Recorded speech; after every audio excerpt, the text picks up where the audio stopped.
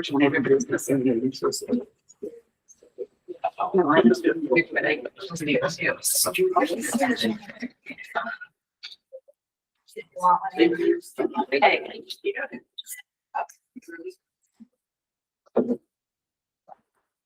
call this meeting to order. And get a motion to establish the agenda. So moved. Second. Aye. Who's not here? Yes, right. Moved by Julie, seconded by Julie. 2040.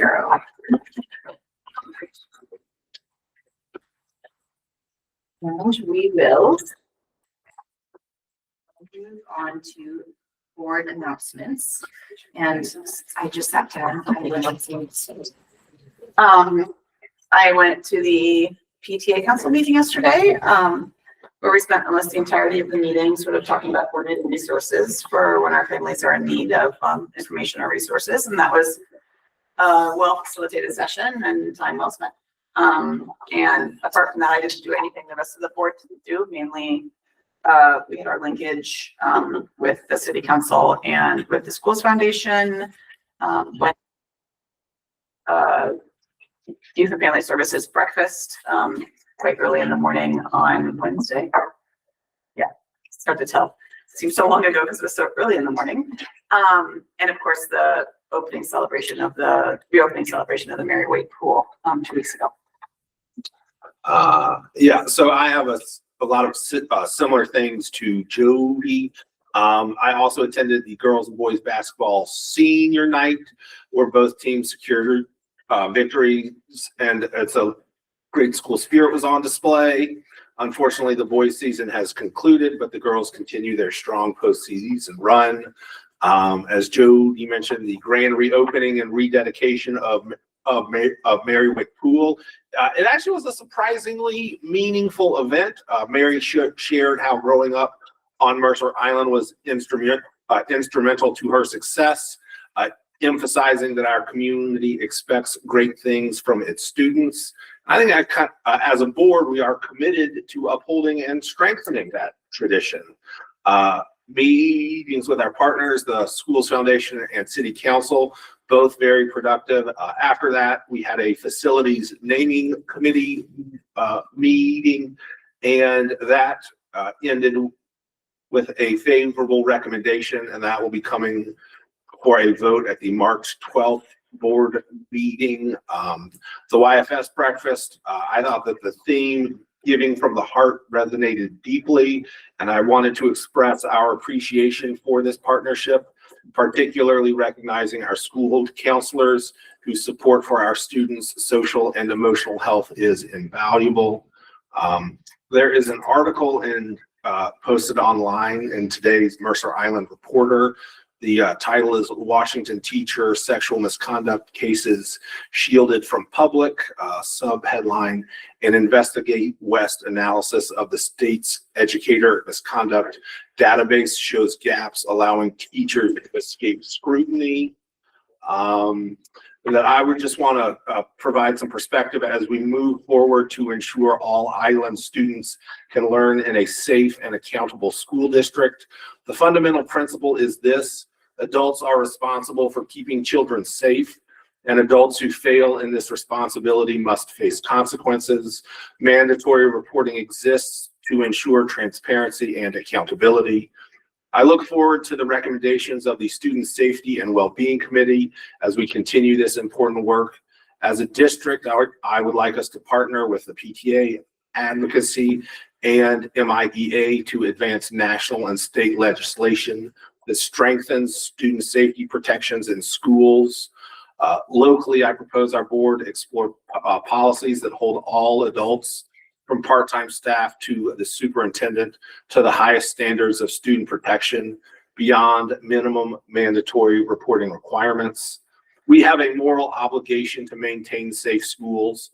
If additional policies around reporting and accountability are necessary, we as a board must create them.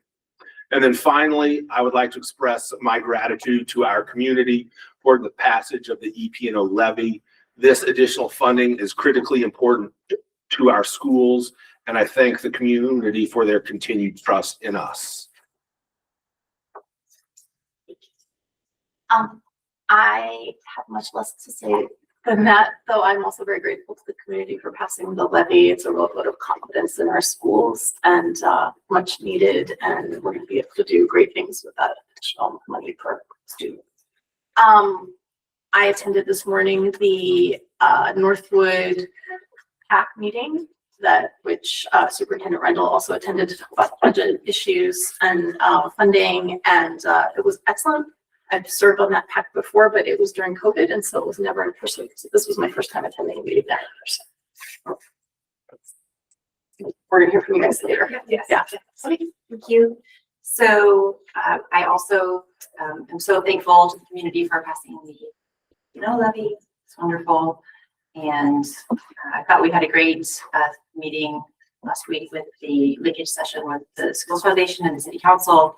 Really enjoyed. I thought it was really interesting discussion, especially regarding the e-bike safety and building infrastructure. And I'm looking forward to having some more direct meetings with them and work in partnership with them.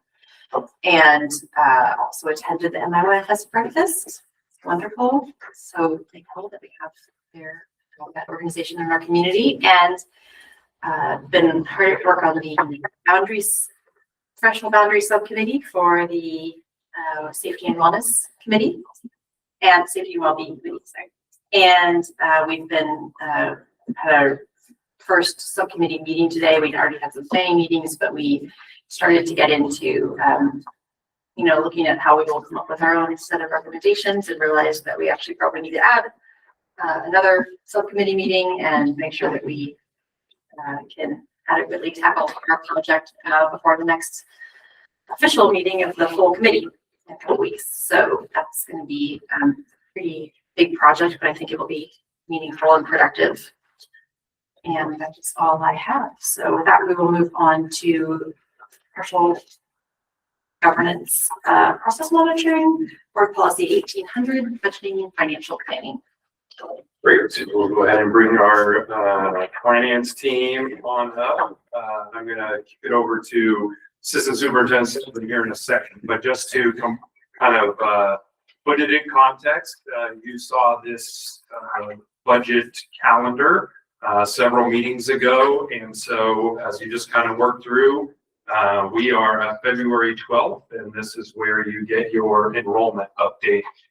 Enrollment obviously drives a huge part of our budget. So, as a part of our process, kind of first big chunk of 26-27 budget is our estimated enrollment. We always look at January as kind of gold standard mid-year for what potential enrollment can look like for the coming year. What Director Adams and Assistant Director Garcia Father do is they get out to the schools. They've done that over the past month or so, meeting with our principals and getting their perspective on what enrollment will look like coming in 26-27. We also take a look at the demographic studies from several years ago, whether that be PES or Davis demographics. We look at the trends year over year, class size, school size, etc. And then we look at the modified cohorts, which is taking a 5-year glance at kindergarten, ups and downs of that class size. And then, like I said, they're out there meeting with schools to get what they're hearing, kind of ear to the ground, especially when it comes to our kindergarten class, which is always kind of a black hole as to what those preschool classes look like. With that said, I'm extremely grateful for our directors here and the work that they've put in, and I'll turn it over to them. And I'm gonna let Jackie present this time instead of me. So our preliminary enrollment projections by FTE for 26-27. As Assistant Superintendent Sullivan said, we go out to the schools and we meet with them. The enrollment is really a roll up of the current year, current grade to the next year with that grade. And so what we're seeing is the elementary is going to be down a little because the 5th grade is moving up to 6th, and that next class is coming in at a lower grade. And that will be the same with the middle school because the 8th grade that's moving up is now going to be into high school, which is in the 300s, whereas our lower projection for the middle school is, for the next year is over. Sorry. In the 290s.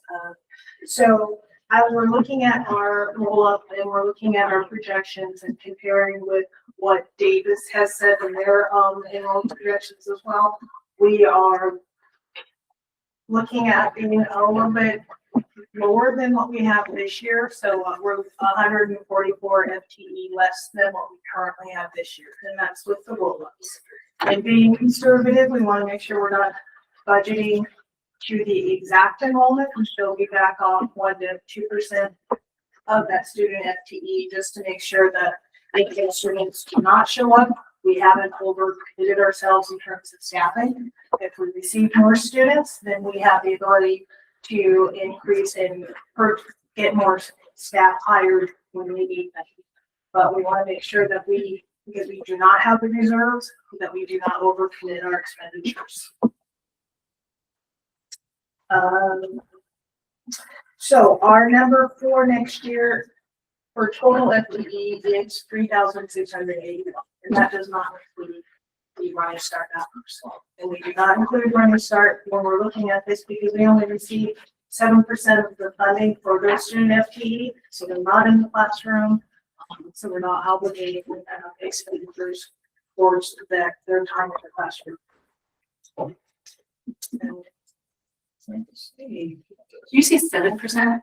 Pardon, 7%? Yes, So for a Running Start student, we get 7% of the BEA rate for that student is all. regardless of how many classes they take.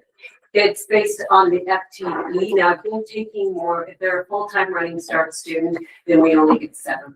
Whatever classes they take at the high school, we will receive that funding. But we are backing out the FTE from Running Start, which is the actual percentage of classes they're taking at Running Start.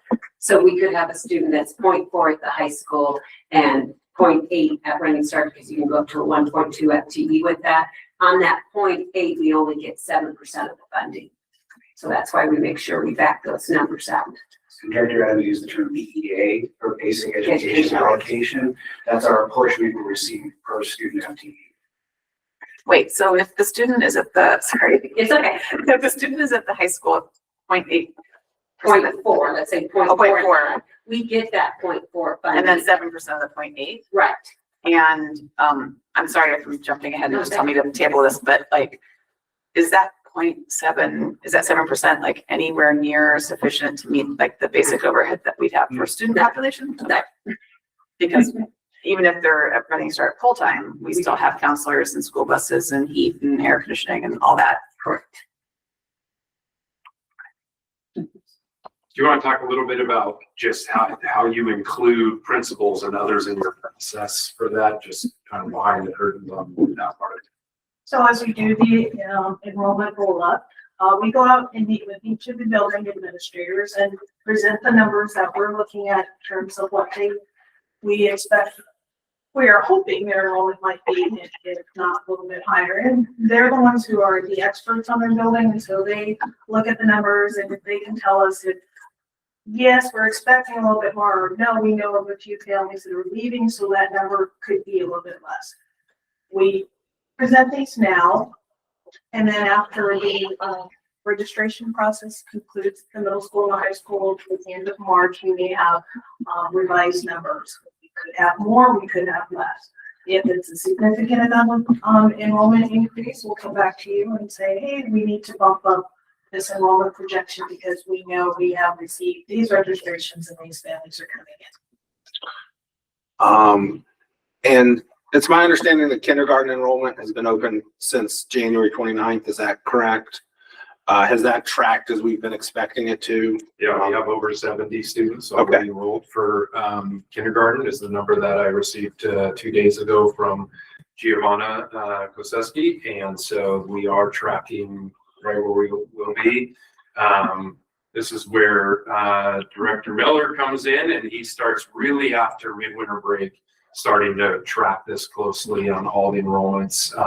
And he's in constant contact with the registrars at the elementary schools. And then this is for Stephanie and for Fred. As we have a couple elementary schools go under 350 students and all of them under 400 students, can we get a study session on long-term elementary school? Well, we're planning to do a study session on enrollment overall. Okay, In fact, that's Thank on my list of my questions for today is whether we need to make sure we get that scheduled. Do we have a sense of when we do that or? I think I have a question, since we're gonna be rescheduling the Thursday study session when we get back. I think it'll fit into that overall conversation, so. okay, thank you.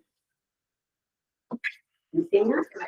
Are you finding that the Davis demographic projections that we had done several years ago are still on target for us, or do you feel like that's a number that could use refreshing, or? We might need to refresh it. One reason we missed enrollment this year is we were going by the study and we had a deeper decrease than the study had. And we were not the only one in the ESD, our ESD that missed their enrollment. I think only 3 districts in our ESD made it.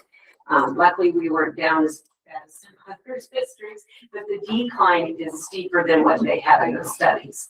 So we did make the adjustment in our enrollment this year to reflect a little less than what they projected, just to be safe, because we can't afford to miss it. So it sounds like, I believe it's been like 4 years since we Yeah. did that projection. It sounds like it might be time to commission another demographic study. I think that's my request. When Press, EDS, and Davis said their efficacy was 2 years, maybe 3. Right. In their estimates.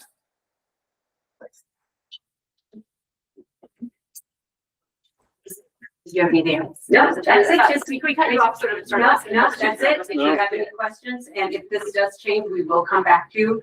But unless it doesn't, we'll see. I hope the numbers keep coming in. That's my goal. Is that, that study, is that something that, what's the steps to make that happen? So we would, as part of the study session, talk about that, and then we would make recommendations on kind of the timing. I think the bigger questions will be, do you want to have 2 different demographers like we did last time, or go with 1 demographer? And Assistant Superintendent Sullivan, he really helps drive that whole conversation and takes it from there. As soon as we have agreement that we're moving forward, we have a timeline. We put it out to a number of different contractors, basically, have them kind of give us an idea what it would look like, and then we bring it back, agree on that, and move forward. What's the value of doing it? What's the value of? Doing those surveys? What are we? They can give us kind of some guideposts for the next 2 or 3 years about what we might be expecting. They'll give us a high, medium, and low projection based on what they're seeing, and then they have their own formulas around not just birth rates, but they have all kinds of inputs into their calculus. So And that's it. A lot of their techniques are proprietary, they like to say, but they're looking at birth rates and, economies throughout each. So How do you take that data and then use it? The way we did it last time is we had Davis Demographics, and that was a new firm. We have been working with EDS for years. That's Dr. Les Kendrick that a number of districts have used. And the way we did it with those is we had them independently work and submit, and then we folded them together. We came up with, where do we think? And we ended up believing that Davis Demographic 2, which was their mid, was probably the one to go off of. And so then we use it to help predict enrollment. We use it to think about facility planning. So those are the big drivers for it. So what's about the cost approximately? it's around 36,000, I think, last time. Is it, I'm just curious because I've heard of the district using it a long time, but is it something that is we absolutely need to do? Is it helpful? I mean, it's always helpful to have another data point. Is it the be all end all? No, because they're not perfect either, but it at least gives us some ideas of what we're looking at. If we are talking about long range planning and we're, discussing, where you might want to go with a bond or not, you know, those data points can be helpful, but, you know, they're not perfect, that's for sure. I do think that last time around, things were so uncertain in the aftermath of like the big wave of COVID, you know, that I think we really, really desperately, between the effects of COVID and the changes in how people were working, more people working remotely, et cetera, we really needed information kind of to be going forward. And that's why one of the reasons we had two different firms to use different techniques. One was sort of more like modern, cutting edge, and the other is like what we've sort of tried and true, what the district has used for a long time. So the board felt it was worthwhile paying for the two different surveys so that we weren't caught by surprise by any like unknown factors over the next couple of years. I actually thought at the time, oh, like this was really useful. We'll probably do this every year from now on. And of course we haven't. So it does seem like it's probably time to do it again, whether we need both, you know, two firms or just one to pick up kind of the major demographic drivers. Okay, you know, I think that conversation you had with the city council, especially around their need to adhere to some of the legislation around housing and increasing the number of affordable housing units and what that's going to look like, that will be really important for us to take into consideration. And, you know, there are different metrics that districts have used over time around, you know, if it's a multi-family unit, there's a factor that you apply, and then you get you can count on out of 100 units, how many students is that going to produce? And those are where demographers can really help too, because that's a changing landscape, especially 3-bedroom units versus a 2-bedroom unit, and then how many families are going to see that. So. All things that I think would be, I'll talk about further when we've done our time session, right? I think from this week. So, sounds like Matt just talked himself in a multi-hour study session. Thank you. Thank you guys. Okay, we're moving into full governance process monitoring now. Board policy 1002, governing style. And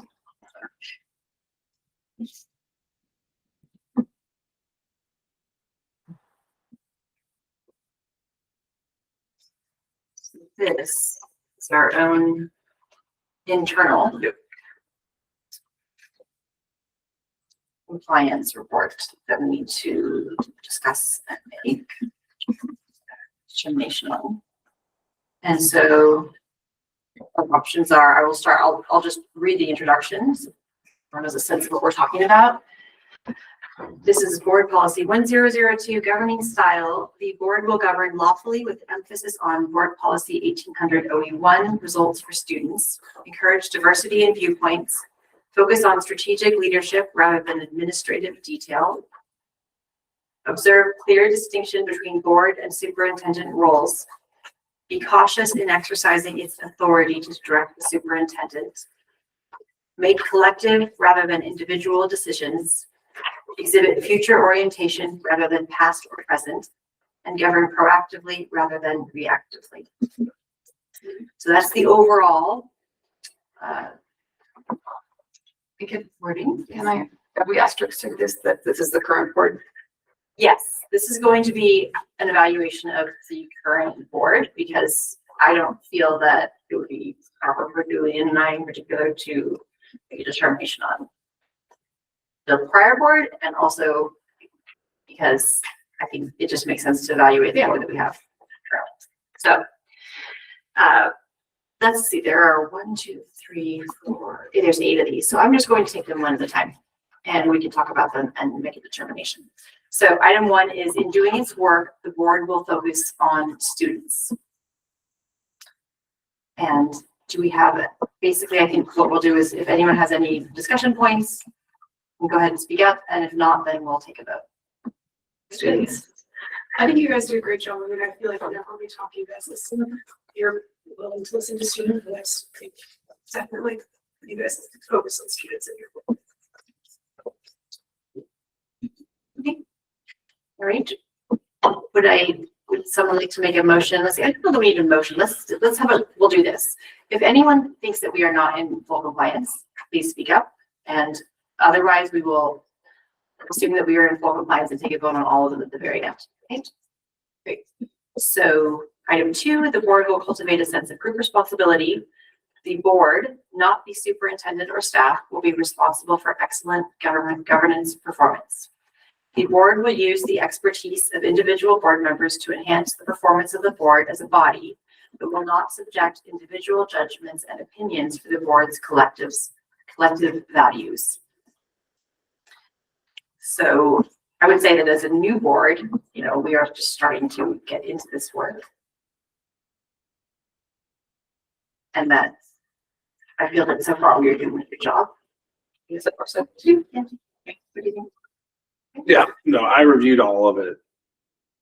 I'm not gonna have much to say, but I mean, I feel like we're in full compliance with all of them, so. Item 3 is the board will hold itself accountable for the quality of its governing performance. This self-discipline will apply to attendance, preparation for meetings, adherence to the principles of the board's governing model, respective roles, and ensuring the long-term capacity for excellent governance in the district. To ensure that the board's business meetings are conducted with maximum effectiveness and efficiency, members will come to meetings adequately prepared, interact with each other, the superintendent, staff, and public with courtesy and civility, respect the time of each other and the public by limiting redundant commentary, and prioritize issues and evaluate decisions based on student impact and district resources. Cost benefit analysis. Any comments? No. Okay. 4, the board is responsible and accountable for the district's performance. The board will lead, direct, and inspire the district through the careful establishment of written policies reflecting the board's values and perspectives. The board's major policy focus will be on the annual and incremental progress toward intended long-term benefits for students, not on the administrative or operational means of attaining those benefits. Accordingly, members will not assume responsibility for resolving operational problems or complaints and/or give personal direction to any part of the operational organization. 5, the board will allow no officer, individual, or committee of the board to hinder its performance or prevent its fulfilling its policy commitments. The board will reflect on its process and performance at least twice a year during a study session. We've already done one. We have one coming up, which we are going to need to reschedule at a work trip come up. And so we're looking into that. As far as the consultant marketing is available. What's the date? It was the 26th. It was the 26th. Oh, that one. There is still a leakage session that evening that is not impacted. Okay. Number 6, so we have 7, that's 7. Formal self-monitoring will occur annually as set forth in the board policy 1004 and will include determination of the board's compliance with policies in the policies series 1000. And 8, the board by majority vote may revise or amend its policies at any time. However, normally a proposed policy revision will be discussed at one session of the board prior to being approved at a subsequent board meeting. In emergency circumstances, the board may approve a policy change without delay upon an affirmative vote of 4 members. Okay. So would someone like to make a motion to vote on compliance with this document? So moved. Second. Judy? Aye. Aye. Gordon? Aye. Okay, so Jody moved, Julian seconded, and students 2-0, board 4-0. We'll move on to the next one now, which is board policy 1003, board job description. The board represents the citizens and leads the district by determining and demanding appropriate and excellent organizational performance. The board's role is distinct from those of the superintendent and district staff. It is the board's role to 1, ensure that the values, vision, and mission and the student-focused fundamentals, as described in board policy numbers 0001 and 1800 OE1, respectively, are the focus of the district's performance. 2, advocate for the district and the students it serves. 3, maintain constructive two-way dialogue with students, staff, parents, and the citizens as a means to link with the entire community, primarily around board policy numbers 0001 and 1800 OE1. And on this one, I do think that, you know, I would not consider us to be out of compliance now, but I do, you know, hope that we can improve that, increase that, and we've then discussed that at the next study session. 4, develop written governing policies that at the broadest levels address A, values, vision, mission, and fundamentals, organizational impacts, benefits, and end results for students. What end result is desired given a cost-benefit analysis of district resources. B, operational expectations, constraints on executive authority that establish the practical, ethical, and legal boundaries within which all staff activity and decision-making will take place. C, governance process, how the board will conceive, carry out, and monitor its own work. And D, board/superintendent relationship, the selection, employment, and evaluation of the superintendent, including the extent of authority delegated to the superintendent and the process for monitoring organizational and superintendent performance. 5, ensure effective superintendent performance through monitoring board policy 0001 and board policy 1800 operational expectation policies.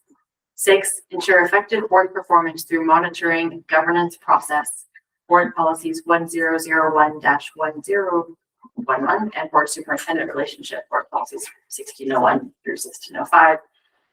And finally, 7, establish parameters for the board's negotiations committee. See board policy 1006 when negotiating employee contracts. Any commentary, discussion? Ian, I have a little bit of commentary, Ian, since it is board policy 1003 board job description. I mean, if I was to hand this to myself, Ian, I don't think it adequately covers all of the things that we do as board members. You know, specifically, and for like number 3, maintain constructive two-way dialogue. Absolutely agree with that. You know, but one of the things that we're doing is, you know, we have to show up to community events, you know, participate in that type of dialogue. And I don't think that this necessarily covers all of the things that we need to do as good board members, although I don't have any problems with it. It's just like, if I was to hand this to someone and say, oh yeah, no, you're about to be on the school board, I don't think this really covers all of the things that you have to do to be a good board member, if that makes sense. I think from the intro, if you can scroll back up to the intro, whoever's driving that, I think it's trying to distinguish between what the superintendent does and what the board does. That's fair. Somewhat, you know, and Yeah. yeah, it's true. You're exactly right that it isn't like a how-to list and it Yeah. doesn't include every single thing that we do, but we also don't want to be like, must attend, you know, Yeah. 9 out of 10 community events or whatever. And Yeah. start taking it. Well, I think it's I think it's a good point. And, you know, to the extent that, for example, the board members serve on committees, it's to support the district. Right. Yeah. Right. And I mean, it is something that we could consider, I mean, adding, or we could consider doing it in the future. Or it could be, there's another place with that, would live in like the board orientation packet or something that we have that sort of spells out what board members do. I think that probably already exists. Yeah. You have the other policy where it shows up is 1005, which is board officer and board member duties. And so section D is individual board members, and it talks about the different pieces. That might not be completely of everything, but that's the other place where there's a pretty robust conversation or discussion about what you do. But those could be things that we revamp or revise based on your lived experience now as board members versus what is written there. So 1005 really gets into kind of, I think, what you're talking about. Okay. Whereas 1003 is more around those, what are those high level responsibilities? So you could take a look at those, but that's where they show up. Okay.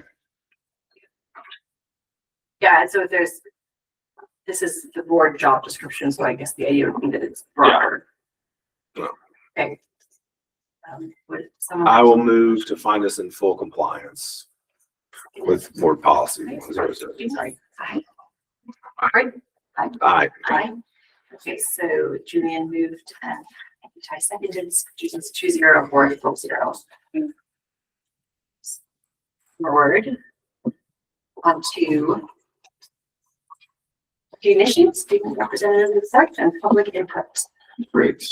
We do not have any recognitions from student groups. Not because we don't have them, but we're trying to schedule them. I think March is going to be a pretty fun celebration of some of our groups, but things kind of going on in and around the district. This is American Heart Month and also Black History Month. The Black Student Union held their annual dinner last night at the high school, which was a great event and fairly well attended. It's also Career and Technical Education, or for us, we call it College and Career Readiness Month. We have coming up next week, President's Day on Monday, and then our typical midwinter break follows for the next 4 days. Last weekend on Sunday was a large Lunar New Year celebration at the community center that's been going on for a number of years now. And so February 7th is actually kind of the start of the Lunar New Year celebrations. And then Ramadan is coming up on February 17th. That will begin, and that will go through March 19th and 20th. In the midst of that, we also have Ash Wednesday for those who celebrate that's coming up on February 18th, so next week while we're on break. And then on February 28th, we have our annual Rare Disease Day, and that is the zebra is the longtime icon for that, but a reminder of the students who we have in our district, but also in our communities who live each day with a rare disease that impacts their day-to-day life. But we lift them up and celebrate them. So those are our recognitions.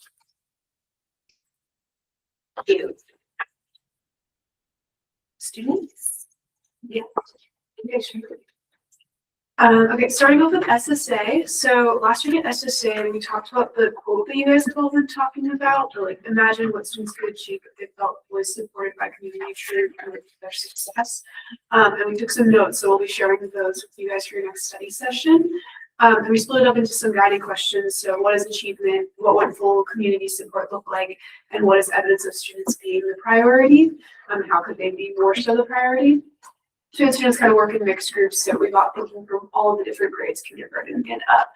And again, you'll get more detailed notes from last week's study session, but I want to highlight some themes from our groups just to get you guys thinking. So talking about achievement, the groups talked about kind of defining one's own achievements, finding intrinsic motivation for what you do, and achievement really being kind of like a self-defined thing.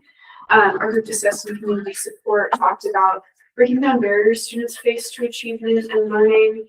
They had some different things around that, and then also the ability to listen to feedback from students, like surveys, etc. And then our group discussing what would make students a priority, talked about things like improved curricular support, other improved things in academics, and then also better direct communication with students, particularly regarding recent teacher misconduct. And then on to school updates. At the elementary schools, Island Park fourth graders recently visited the Pacific Science Center, being a great experience for students to get hands-on experience with science, giving them an opportunity to find joy and interest in the subject.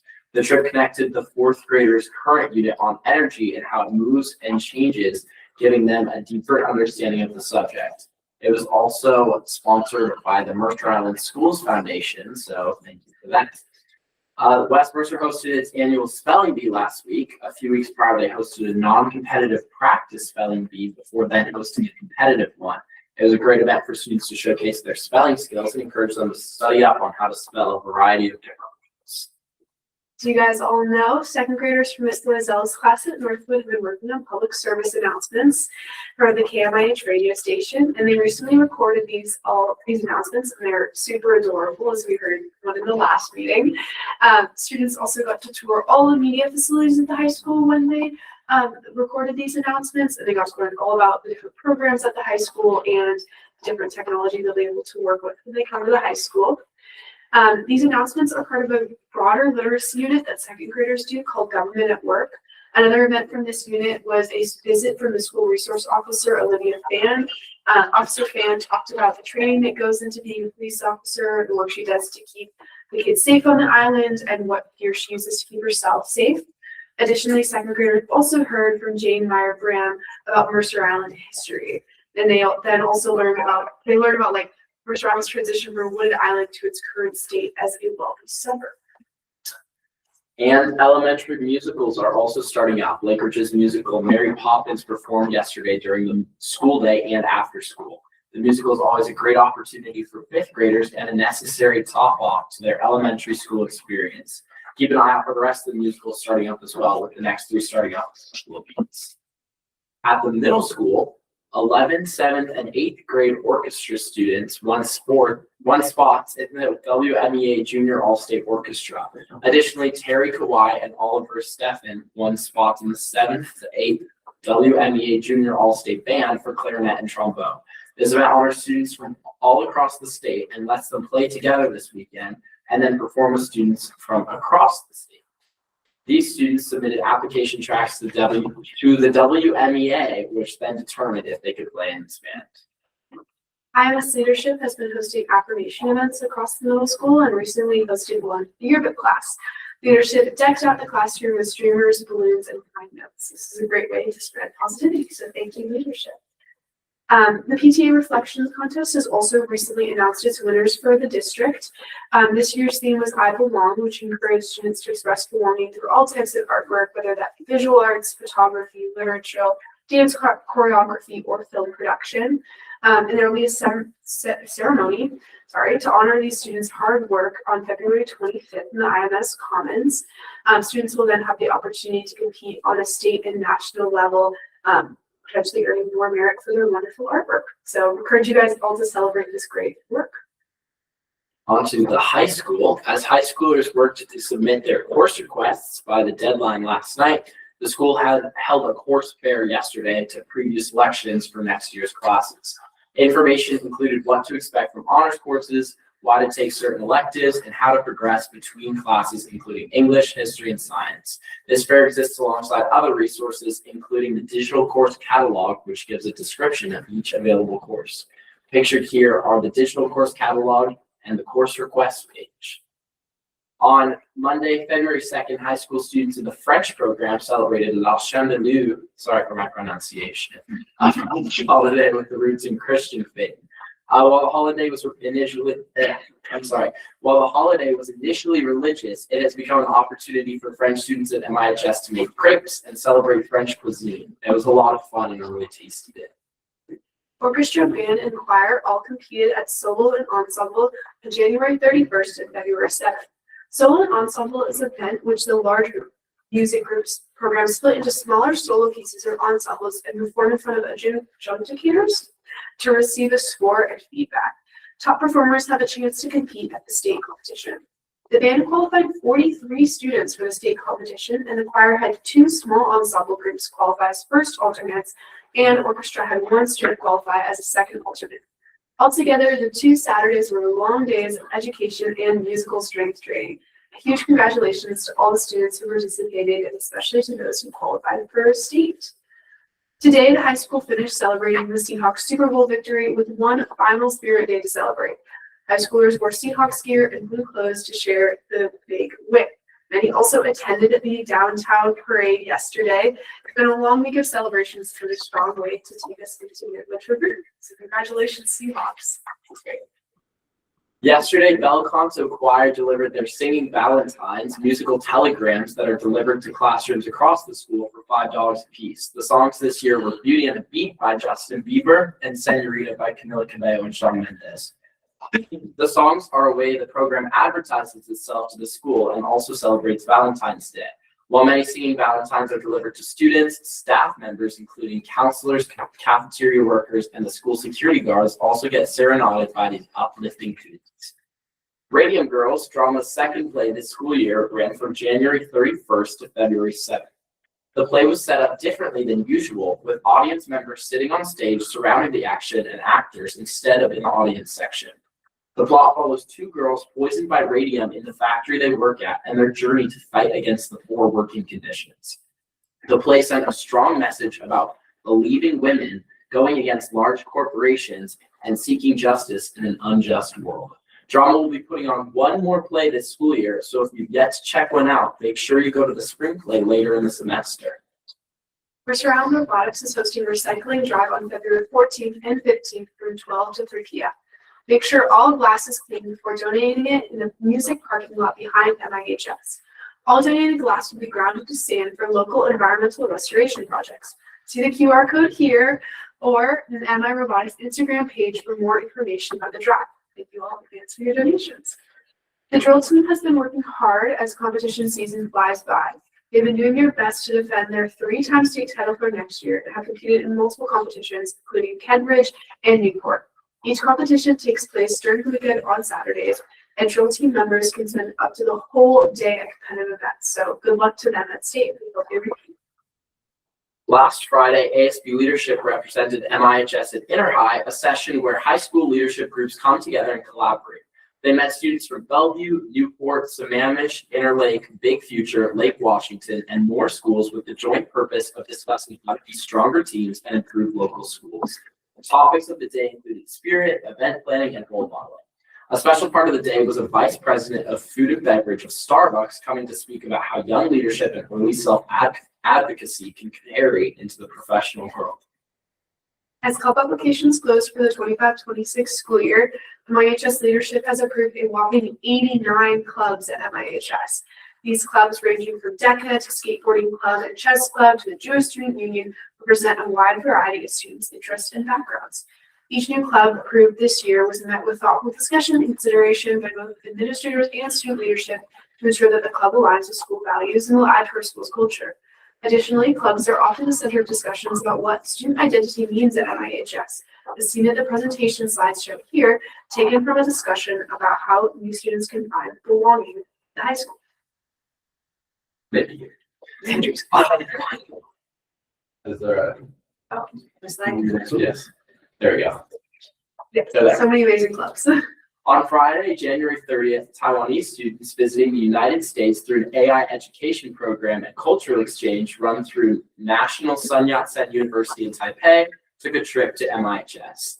These students got to see a day in the life of an American high school student in different classes, including marketing, media tech, drama, Mandarin Chinese, band, and civics. MIHS students also got to ask the Taiwanese students about their lives and experiences in Taiwan.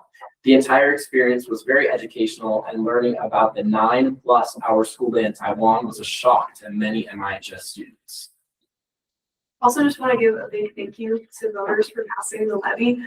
I know, especially our high school students are very happy that we still can maintain our 7-period day and all of that sort of thing. So many of the things we talked about right now are made possible by the levy. So big thank you. It's so great having all these opportunities at our high school is great, and it's wonderful that our community is going to continue to support.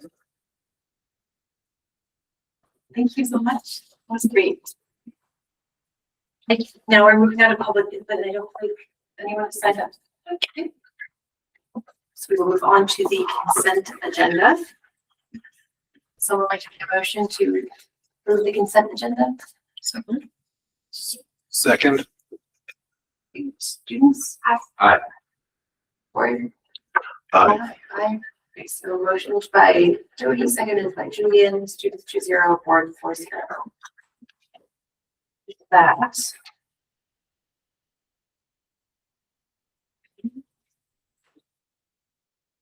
To the superintendent report and announcements. Great. As I get started here, Andrews, would you mind promoting?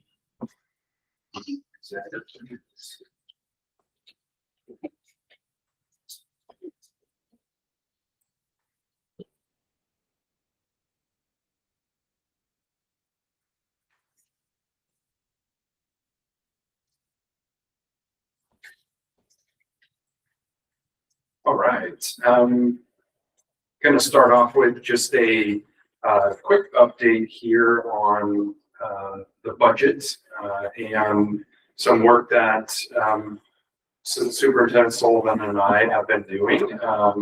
The last several years, we've been together, working side by side. We've gone out and we've done a version of a budget webinar. And so tomorrow we'll be publishing that, or we'll be sending this out to others. So far to this point, we have it up on the website. But we are more than willing to go out and we look great. We look fantastic.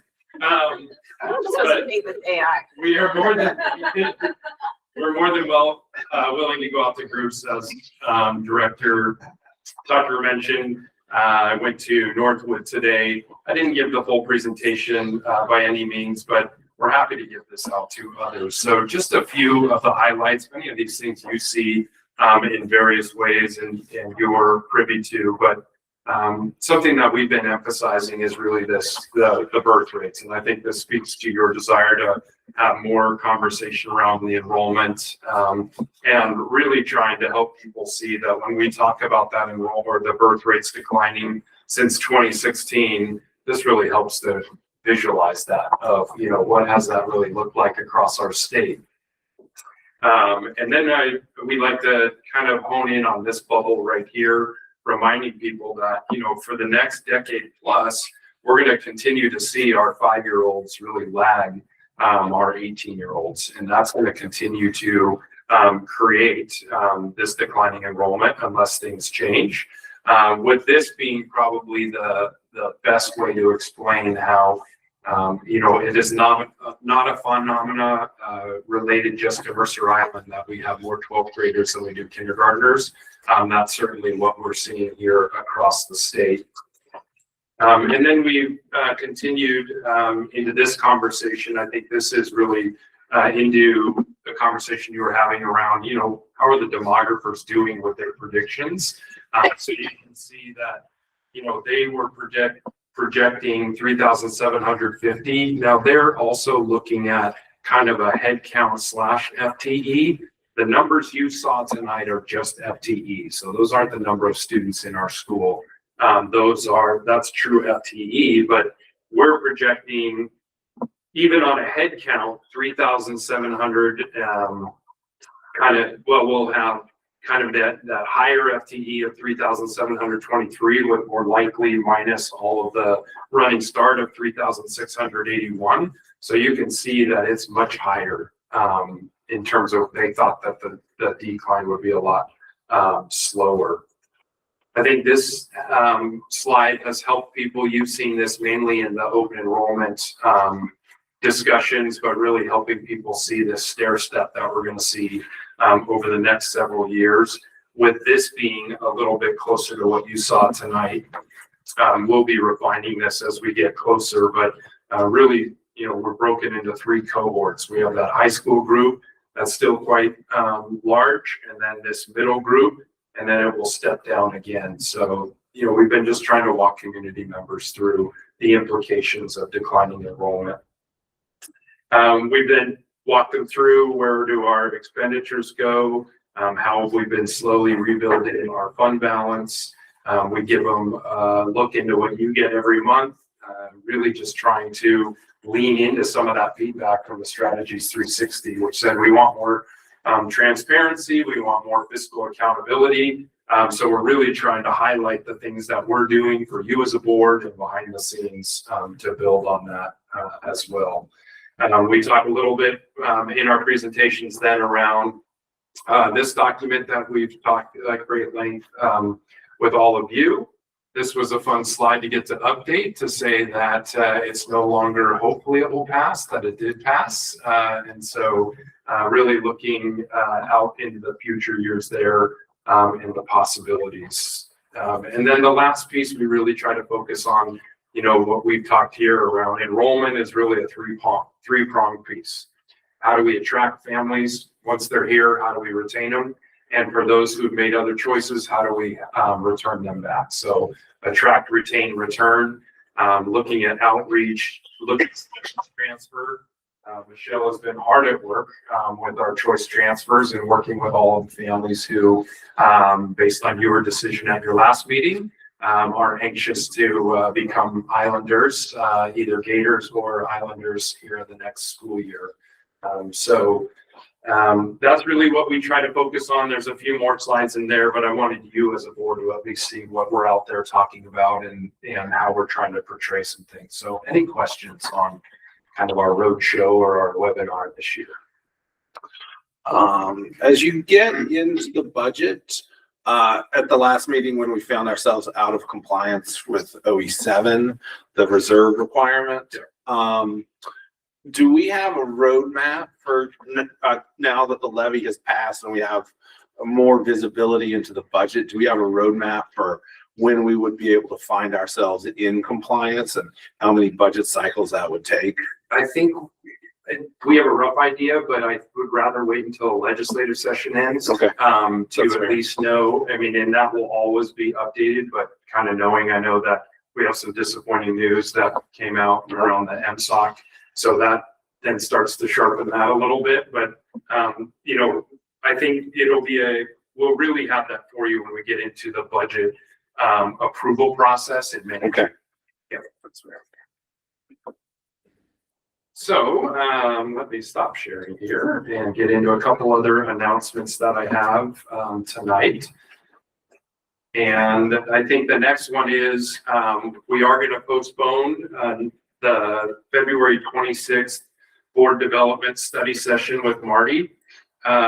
He has given us kind of a window when it works really well for him because he'll be in town the whole month of March, the 5th through the 26th. With that being said, do you want to kind of look at calendars right now and just have a discussion? Would you rather us send out an email and you send us back preferences? How would you like to? I think sending an email with preferences is the easiest. I was thinking we should just, people want to, it doesn't really matter to me. Faster. Let's just talk about it. Okay, but how would were there, certain dates or? He said he's pretty wide open. He's working on a book. And so he's going to be around the month of March trying to finalize some things. And so he said from the 5th through, what did I say, 26th, he's pretty wide open. So if there are some even 2 dates that we can kind of settle on for that, I'm sure we can work around that. The week of the 9th and the week of the 16th work a lot better for me than the week of the 23rd. Can it be any day of the week or does it need to be? It can be any day of the week that works, yeah, for all of you. I can't do Wednesday and Thursdays are difficult. Yeah, what about Tuesday? Mondays or Tuesdays are better for me also. What about Monday, the 9th or Tuesday, the 10th? Could do either of those. Yep, that's just fine for me. Tuesday the 10th is my preference. Okay, that works for me. Monday the 9th or Tuesday the 10th. Right, I have a preference for Tuesday, the 10th. Okay. Andrew, Christina's logged in. Do you want to let her come in so she can?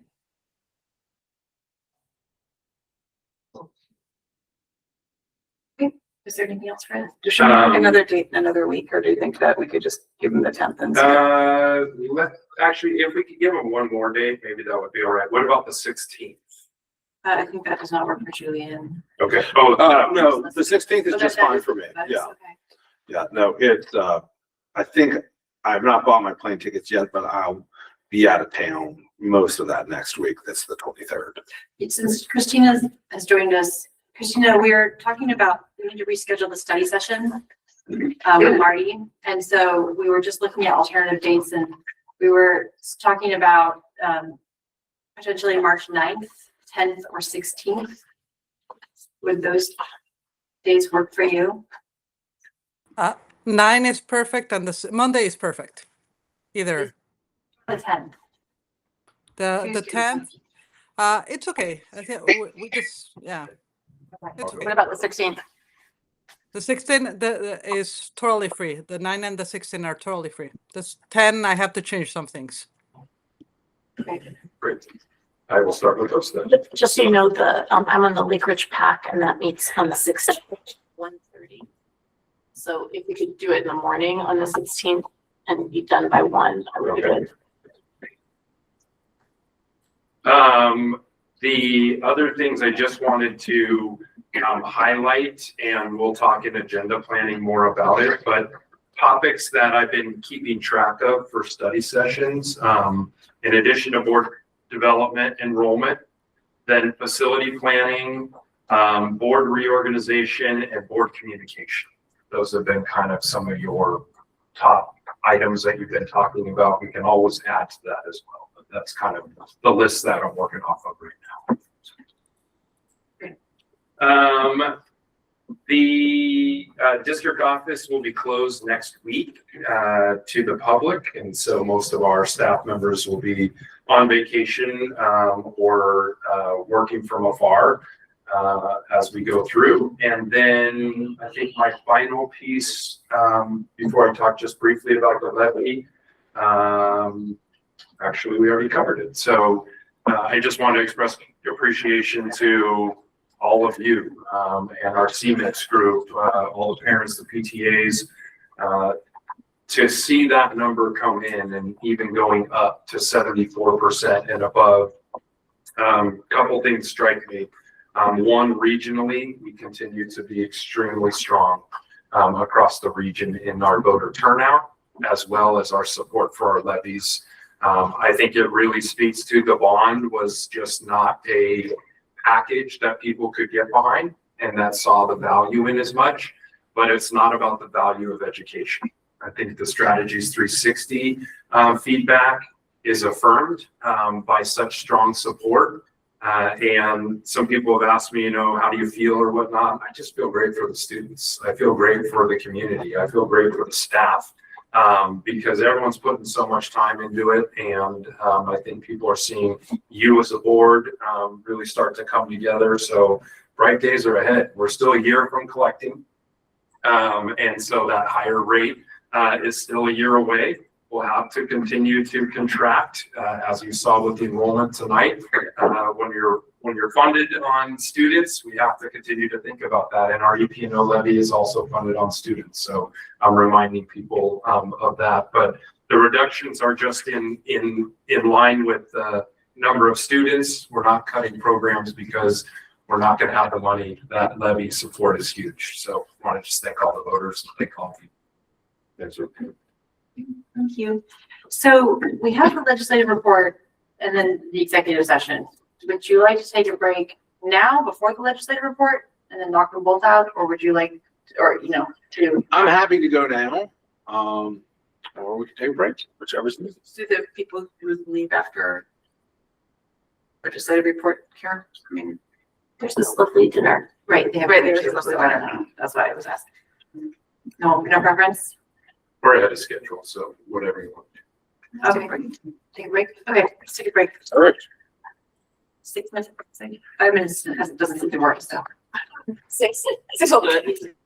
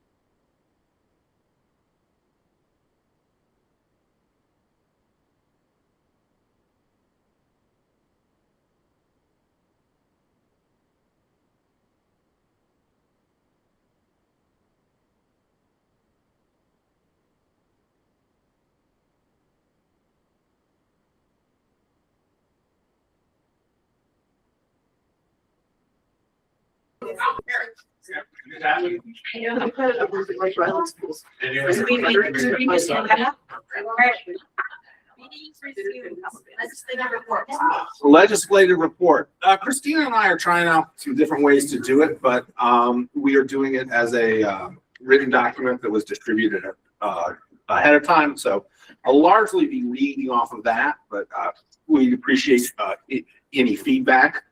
So as of February 11th, which is yesterday, following both the policy and fiscal committee cutoffs, the legislature has clarified its direction for this phase of the 2026 short session. We are now in floor action ahead of the February 17th House of Origin deadline.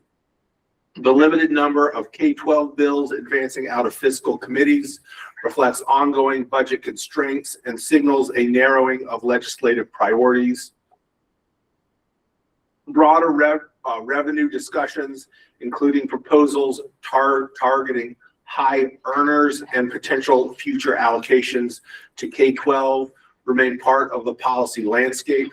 However, none would address the immediate funding pressures districts are facing in the current biennium.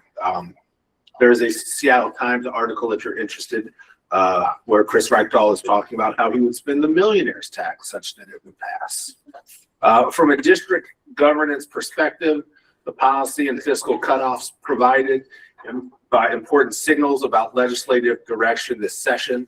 Proposals addressing MSOC, inflationary pressures, Senate Bill 5918, levy and enrichment adjustments, House Bill 2116, SEB eligibility changes, and fund balance flexibility did not advance out of fiscal committees prior to the February 9th cutoff.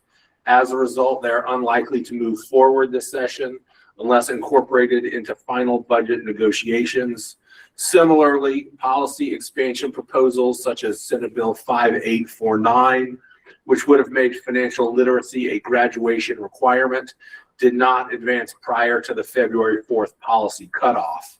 Taken together, this pattern reflects the challenge of advancing new structural commitments in a tight fiscal year, particularly when sustainable funding pathways are not clearly identified. In contrast, House Bill 2257 did advance with a full K-12 exemption from the service taxes created under Senate Bill 5814 in 2025. This represents a meaningful corrective action that protects school districts and educational service districts from unintended cost burdens resulting from last year's tax changes. In a session characterized more by fiscal restraint than structural reinvestment, this exemption stands out as a targeted advocacy success that directly safeguards district resources. As floor debate continues, the central question remains whether meaningful investments in basic education will emerge during final budget negotiations or whether this session will largely maintain the status quo. Continued engagement with legislators will be essential to keep district solvency, local governance flexibility, and student-centered funding at the forefront of decision-making. Any questions? Okay. I really appreciate you providing this in advance. It makes it much easier for us to absorb the material and you know. Yeah, no, good, because that is helpful feedback here. Thank you. Yeah, so. Okay, no, nope, nothing else. Great. With that, we are going to move on to the executive session portion of our meeting. The purpose of the executive session is to conduct an executive session to discuss litigations and potential, so to read this, right? Yes.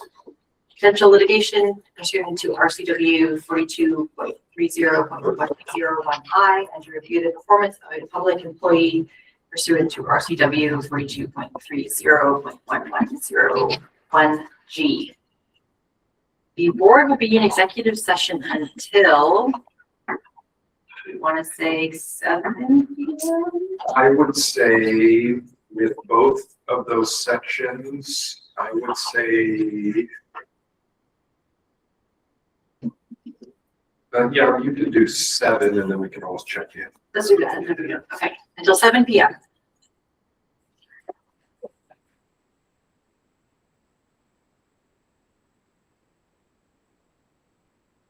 Session at 6:20 p.m. So moved. Second. Okay. Students. Board. Aye. Moved by Julian, seconded by Jody, 2040. And with that, we will recess the regular meeting and enter the executive session.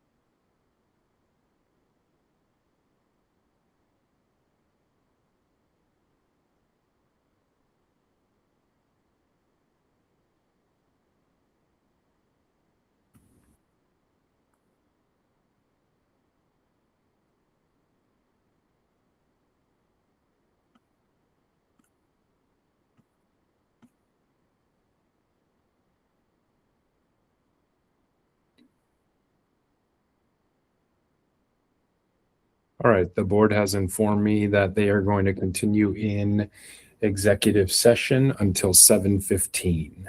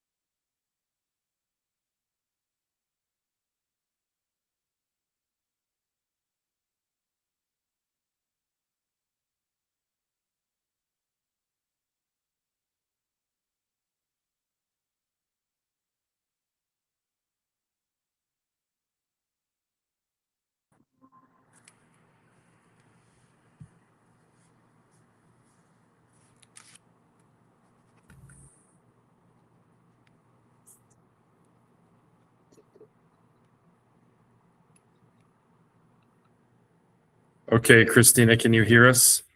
Yes, I can. Okay. I don't know what's going on with the video for us, but we can see you. That's perfect. Yep, we're back in the So public. we are reconvening the regular meeting at 7:18 PM. Could I get a motion to adjourn the regular meeting? So moved. Second. All in favor? Aye. Hi. All right, Maggie's time moved, Julian seconded and passed 4-0. 5-0. Christina said. 5-0, sorry. Yep. You're done. Thank you. All right. Thanks, Christina. Don't forget to. Thank you. Take care. You too. Bye. Great, short meeting, really.